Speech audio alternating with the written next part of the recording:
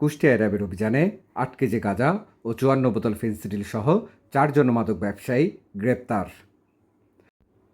RAB ১২ CPC ১ Kushtia ক্যাম্পের company commander squadron leader Mohammad Ilias খানের নেতৃত্বে একটি চৌকস আভিযানিক দল আজ র্যাব সদর দপ্তরের গোয়েন্দা শাখার সহযোগিতায় কুষ্টিয়া জেলার দৌলতপুর উপজেলার সোনাইকুণ্ডি গ্রামে একটি মাদক উদ্ধার অভিযান পরিচালনা করে।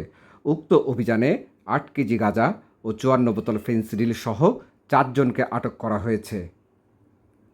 আটককৃতরা হল জহুরুল ইসলাম, ফারুক হোসেন, টিপু সর্দার ও সজীব মণ্ডল। পরবর্তীতে ধৃত আসামিদের বিরুদ্ধে কুষ্টিয়া দৌলতপুর থানায় মাদক আইনে একটি মামলা দায়ের করা হয়। উদ্ধারকৃত আলামতসহ ধৃত আসামিদেরকে থানা হাজতে প্রেরণ করা হয়।